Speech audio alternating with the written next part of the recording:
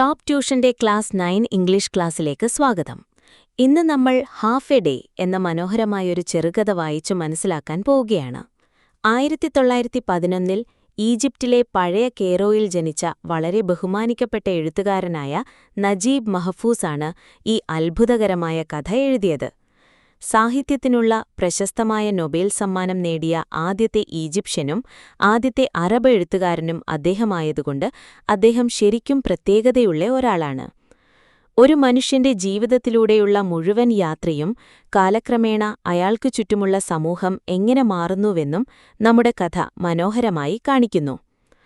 തന്റെ അച്ഛന്റെ വലതുകൈ മുറുകെ പിടിച്ച് അച്ഛനൊപ്പം നടക്കുന്ന ഒരു കൊച്ചുകുട്ടിയിൽ നിന്നാണ് കഥ തുടങ്ങുന്നത്. അച്ഛന്റെ വേഗത്തിലുള്ള വലിയ കാൽവെപ്പുകൾക്കൊപ്പമെത്താൻ ആ കൊച്ചുകുട്ടി ഓടുകയാണ്. കറുത്ത ഷൂസുകളും പച്ച സ്കൂൾ യൂണിഫോമും പാരമ്പര്യമായ ചുവന്ന ടാർബുഷും ഉൾപ്പെടുന്ന തികച്ചും പുതിയ വസ്ത്രങ്ങളാണ് അവൻ ധരിച്ചിരിക്കുന്നത്. വസ്ത്രങ്ങൾ പുതിയതാണെങ്കിലും അവന്റെ സന്തോഷത്തിൽ അല്പം സങ്കടവും ആശങ്കയും കലർന്നിട്ടുണ്ട്. കാരണം അതൊരു രസകരമായ ഉത്സവ ദിവസമല്ല, മറിച്ച് അവനെ ആദ്യമായി സ്കൂളിലേക്ക് അയക്കുന്ന ദിവസമാണ്. വീട്ടിൽ നിന്നിറങ്ങുന്നതിനു മുമ്പ് അവർ പോകുന്നത് നോക്കാൻ അവന്റെ അമ്മ ജനാലയ്ക്കൽ നിൽക്കുന്നുണ്ട്. അമ്മ തന്നെ വീട്ടിൽ നിൽക്കാൻ സഹായിക്കുമെന്ന് രഹസ്യമായി പ്രതീക്ഷിച്ച് ആ കുട്ടി അവരെ നോക്കാൻ ഇടയ്ക്കിടെ തിരിഞ്ഞു നോക്കുന്നു. അവർ നടക്കുമ്പോൾ മനോഹരമായ പൂന്തോട്ടങ്ങളുള്ള ശാന്തമായൊരു തെരുവിലൂടെ അവർ കടന്നുപോകുന്നു. തെരുവിന്റെ ഇരുവശങ്ങളിലും വിളകളും കള്ളിച്ചെടികളും മൈലാഞ്ചി മരങ്ങളും ഈന്തപ്പനകളും നിറഞ്ഞ വലിയ പച്ചപ്പാടങ്ങളുണ്ട്. അല്പം ധൈര്യം സംഭരിച്ച് താൻ എന്തിനാണ് സ്കൂളിൽ പോകേണ്ടതെന്ന് കുട്ടി തുറന്നു ചോദിക്കുന്നു. താൻ വളരെ നല്ല കുട്ടിയായിരിക്കും എന്നും അച്ഛനെ ദേഷ്യപ്പെടുത്തുന്നതൊന്നും ഒരിക്കലും ചെയ്യില്ലെന്നും അവൻ അച്ഛന് ഉറപ്പുകൊടുക്കുന്നു. അവന്റെ അച്ഛൻ പതുക്കെ ചിരിച്ചുകൊണ്ട് അവനോട് പറയുന്നു, സ്കൂൾ തീർച്ചയായും ഒരു ശിക്ഷയല്ല എന്ന്. പകരം കുട്ടികളെ ഉപകാരപൂർണനായ മനുഷ്യരാക്കി മാറ്റുന്ന ഒരു പ്രത്യേക ഫാക്ടറി പോലെയാണ് സ്കൂൾ എന്ന് അച്ഛൻ വിശദീകരിക്കുന്നു. അച്ഛന്റെ സ്നേഹം നിറഞ്ഞ വാക്കുകൾ കേട്ടിട്ടും കൊച്ചുകുട്ടിക്ക് അത് ബോധ്യപ്പെടുന്നില്ല. അവന്റെ വീട്ടിന്റെ സുഖകരമായ അന്തരീക്ഷം വിട്ടുപോകാൻ അവൻ ആഗ്രഹിക്കുന്നില്ല. അവസാനം അവർ സ്കൂളിലെത്തുമ്പോൾ ആ കെട്ടിടം കുട്ടിക്ക് വളരെ പേടിപ്പെടുത്തുന്നതായി തോന്നി. ഉയർന്ന മതിലുകളുള്ള വലിയവും കർശനവുമായ ഒരു കോട്ട പോലെ. ഗേറ്റിലൂടെ ധാരാളം ആൺകുട്ടികളും പെൺകുട്ടികളും നിറഞ്ഞു നിൽക്കുന്ന വലിയൊരു മുറ്റം അവർക്ക് കാണാം. മുഖത്ത് വലിയൊരു പുഞ്ചിരിയോടെ തനിയെ അകത്തേക്കു പോകാനും മറ്റു കുട്ടികൾക്ക് ഒരു നല്ല മാതൃകയാകാനും അവന്റെ അച്ഛൻ സ്നേഹത്തോടെ അവനോട് പറയുന്നു. പേടിച്ചരണ്ട കുട്ടി മടിച്ച അച്ഛന്റെ കൈയിൽ മുറുകെ പിടിക്കുന്നു. പക്ഷേ ധൈര്യമായി ഇരിക്കാൻ പറഞ്ഞ് അച്ഛൻ അവനെ പതുക്കെ മുന്നോട്ട് തള്ളുന്നു. ഇതാണ് അവന്റെ ജീവിതത്തിന്റെ യഥാർത്ഥ തുടക്കമെന്നും വീട്ടിൽ പോകാനുള്ള സമയമാകുമ്പോൾ താൻ അവിടെ തന്നെ കാത്തിരിക്കുമെന്നും അച്ഛൻ ഉറപ്പു നൽകുന്നു. കുട്ടി ഏതാനും ചുവടുകൾ അകത്തേക്ക് വെക്കുന്നു. ഒരപരിചിതനെപ്പോലെ പൂർണ്ണമായും ഒറ്റപ്പെട്ടതായി അവന് തോന്നുന്നു. ആ കൂട്ടത്തിൽ ഒരാളെപ്പോലും തനിക്കറിയില്ലെന്ന് അവൻ തിരിച്ചറിയുന്നു. മറ്റൊരു കുട്ടി കൗതുകത്തോടെ അവന്റെ അടുത്തേക്ക് വന്ന് ആരാണ് അവനെ സ്കൂളിൽ കൊണ്ടുവന്നതെന്ന് ചോദിക്കുന്നു. തന്റെ അച്ഛനാണ് കൊണ്ടുവന്നതെന്ന് നമ്മുടെ കഥാനായകൻ പതുക്കെ പറയുമ്പോൾ മറ്റേ കുട്ടി വളരെ നിസ്സാരമായി മറുപടി പറയുന്നു, തന്റെ അച്ഛൻ മരിച്ചുപോയി എന്ന്. പെട്ടെന്ന് ആ വലിയ സ്കൂൾ ഗേറ്റ് വലിയ ശബ്ദത്തോടെ പേടിപ്പെടുത്തുന്ന രീതിയിൽ അടയുന്നു. ഇത് ചില കുട്ടികളെ കരയിക്കുന്നു. സ്കൂൾ ബെൽ ഉച്ചത്തിൽ മുഴങ്ങുന്നു. കുട്ടികളെ വരിവരിയായി നിർത്താൻ തുടങ്ങുന്ന ഒരു കൂട്ടം ആളുകളോടൊപ്പം ഒരു സ്ത്രീ അവിടെ എത്തുന്നു. ഈ സ്കൂൾ അവരുടെ പുതിയ വീടാണെന്നും പഠനത്തിനുപകാരപ്രദവും രസകരവുമായ എല്ലാം ഇവിടെ ഉണ്ടെന്നും ആ ദയാലുവായ സ്ത്രീ കുട്ടികളോട് പറയുന്നു. കണ്ണുനീർ തുടച്ചുകൊണ്ട് അവരുടെ പുതിയ ജീവിതത്തെ സന്തോഷത്തോടെ നേരിടാൻ അവൾ അവരെ പ്രോത്സാഹിപ്പിക്കുന്നു. പതുക്കെ കുട്ടി തന്റെ പുതിയ യാഥാർത്ഥ്യത്തെ അംഗീകരിക്കുന്നു. ഈ അംഗീകാരം അവനിൽ സന്തോഷകരമായൊരു സംതൃപ്തി കൊണ്ടുവരുന്നു. അവൻ പെട്ടെന്ന് തന്നെ മറ്റ് ആൺകുട്ടികളുമായി നല്ല സൗഹൃദത്തിലാകുന്നു.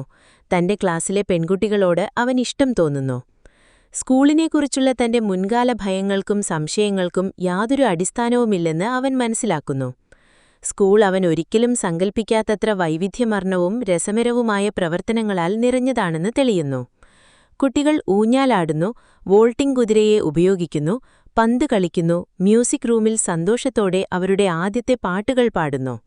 അവർ ഭാഷ പരിചയപ്പെടുന്നു, അക്കങ്ങൾ പഠിക്കുന്നു, എന്നിവ വിവിധ ഭൂഖണ്ഡങ്ങളും രാജ്യങ്ങളും കാണിക്കുന്ന കറങ്ങുന്ന ഗ്ലോബിലേക്ക് നോക്കുന്നു. അവർ രുചികരമായ ഭക്ഷണം കഴിക്കുന്നു, ചെറിയ ഉറക്കം കഴിഞ്ഞെഴുന്നേറ്റ് പഠിക്കാനും കളിക്കാനും സൗഹൃദങ്ങൾ നേടാനും തുടരുന്നു. എന്നിരുന്നാലും സമയം കടന്നുപോകുമ്പോൾ സ്കൂളിലെ ജീവിതം എപ്പോഴും പൂർണ്ണമായും മധുരവും എളുപ്പവുമല്ല എന്ന് കുട്ടി മനസ്സിലാക്കുന്നു. ചിലപ്പോൾ അപ്രതീക്ഷിത അപകടങ്ങളും പൊടിക്കാറ്റുകളും ഉണ്ടാകാം. ഇതിനർത്ഥം കുട്ടികൾ ശ്രദ്ധാലുക്കളും ക്ഷമയുള്ളവരുമായിരിക്കണമെന്നാണ്. വിദ്യാർത്ഥികൾ തമ്മിലുള്ള മത്സരങ്ങൾ വേദനയ്ക്കും വെറുപ്പിനും ശാരീരികമായ വഴക്കുകൾക്കും വരെ കാരണമാകുമെന്ന് അവൻ പഠിക്കുന്നു. ചിലപ്പോൾ പുഞ്ചിരിക്കുന്ന അധ്യാപിക പലപ്പോഴും മുഖം കറുപ്പിക്കുകയും വഴക്കു പറയുകയും ചിലപ്പോൾ ശാരീരികമായി ശിക്ഷിക്കുകയും ചെയ്യുന്നു. അവസാനം സ്കൂൾ സമയം കഴിഞ്ഞുവെന്നറിയിക്കുന്ന ബെൽ മുഴങ്ങുന്നു. കുട്ടികളുടെ വലിയ കൂട്ടം തുറന്ന ഗേറ്റിലൂടെ പുറത്തേക്കോടുന്നു. കുട്ടി തന്റെ സുഹൃത്തുക്കളോട് യാത്ര പറഞ്ഞ് തനിക്കുവേണ്ടി കാത്തിരിക്കാമെന്ന് വാഗ്ദാനം ചെയ്ത അച്ഛനെ ആകാംക്ഷയോടെ ചുറ്റിനോക്കുന്നു. സങ്കടകരമായി പറയട്ടെ, അവന് അച്ഛനെ കണ്ടെത്താൻ കഴിയുന്നില്ല. അതുകൊണ്ട് അവൻ മാറി നിന്ന് വളരെ നേരം കാത്തിരിക്കുന്നു. അച്ഛൻ വരാതായപ്പോൾ താൻ ധൈര്യമായി ഒറ്റയ്ക്ക് വീട്ടിലേക്ക് നടക്കണം എന്ന് കുട്ടി തീരുമാനിക്കുന്നു. കുറച്ചു ചുവടുകൾ വെച്ചപ്പോൾ അവൻ പുഞ്ചിരിക്കുന്ന ഒരു മധ്യവയസ്കനെ കണ്ടുമുട്ടുന്നു. അയാൾ അവന്റെ കൈ കൊടുത്തിട്ട് അവർ അവസാനം കണ്ടിട്ട് കുറേ കാലമായെന്ന് അയാൾ പറയുന്നു. കഥാനായകൻ തലകുലുക്കി അയാളോട് യോജിക്കുകയും അയാൾക്ക് സുഖമാണോ എന്ന് മര്യാദപൂർവ്വം ചോദിക്കുകയും ചെയ്യുന്നു. അയാൾക്കത്ര സുഖമില്ലെന്ന് അയാൾ മറുപടി പറയുന്നു. എങ്കിലും അയാൾ ദൈവത്തെ സ്തുതിക്കുന്നു. കഥാനായകൻ നടത്തം തുടരുമ്പോൾ അയാൾ പെട്ടെന്ന് ഞെട്ടിനിൽക്കുന്നു. കാരണം അയാൾക്ക് ചുറ്റുമുള്ള ലോകം പൂർണ്ണമായും മാറിക്കഴിഞ്ഞിരിക്കുന്നു. മനോഹരമായ പൂന്തോട്ടങ്ങളും വിളകളും നിറഞ്ഞ ശാന്തമായ ആ തെരുവ് പൂർണ്ണമായും അപ്രത്യക്ഷമായിരിക്കുന്നു. പകരം തെരുവിപ്പോൾ ശബ്ദമുണ്ടാക്കുന്ന വാഹനങ്ങളും വലിയ കെട്ടിടങ്ങളും മാലിന്യക്കൂമ്പാരങ്ങളും വലിയ ജനക്കൂട്ടവും നിറഞ്ഞിരിക്കുന്നു. നടക്കുന്ന കോമാളികളും കരുത്തരായ ഭാരോദ്വഹനക്കാരും ഉൾപ്പെടുന്ന ഒരു സർക്കസ് പ്രഖ്യാപിക്കുന്ന ഉച്ചത്തിലുള്ള ബാൻഡ് അയാൾ കാണുന്നു. സുരക്ഷാസേനയെ കയറ്റിയ വലിയ ട്രക്കുകളും ഭയങ്കരമായ ഗതാഗതക്കുഴക്കിലൂടെ കടന്നുപോകാൻ ശ്രമിക്കുന്ന ഉച്ചത്തിൽ ശബ്ദമുണ്ടാക്കുന്ന ഫയർ എഞ്ചിനും അയാൾ കാണുന്നു. ഒരു ടാക്സി ഡ്രൈവറും യാത്രക്കാരനും തമ്മിലുള്ള ദേഷ്യത്തോടെയുള്ള വഴക്കിന് അയാൾ സാക്ഷിയാകുന്നു. ആ സമയത്ത് യാത്രക്കാരിയുടെ ഭാര്യ സഹായത്തിനായി നിലവിളിക്കുന്നുണ്ടെങ്കിലും ആരും പ്രതികരിക്കുന്നില്ല. കഥാനായകൻ തികഞ്ഞ ആശയക്കുഴപ്പത്തിലാണ്. അവന്റെ തല കറങ്ങുന്നു. വെറും ദിവസം കൊണ്ട് ഇതെല്ലാം എങ്ങനെ സംഭവിച്ചു എന്ന് അവൻ അത്ഭുതപ്പെടുന്നു. ഉത്തരങ്ങൾക്കായി അച്ഛനോട് ചോദിക്കാൻ അവൻ വീട്ടിൽ പോകാൻ അതിയായി ആഗ്രഹിക്കുന്നു. പക്ഷേ അവന്റെ വീടെവിടെയാണെന്നുപോലും അവനിപ്പോൾ മനസ്സിലാക്കാൻ കഴിയുന്നില്ല. വീട്ടിലെത്താൻ അവൻ കടക്കേണ്ട അബൂഘോഡ എന്ന തെരുവിനടുത്തുള്ള തിരക്കേറിയ കവലയിലേക്ക് അവൻ വേഗത്തിൽ നടക്കുന്നു. കാറുകളുടെ ഒഴുക്ക് അവസാനിക്കാത്തതാണ്. ആ വലിയ ശബ്ദമുള്ള ഫയർ എഞ്ചിൻ ആ തിരക്കിലൂടെ വളരെ പതുക്കെയാണ് നീങ്ങുന്നത്.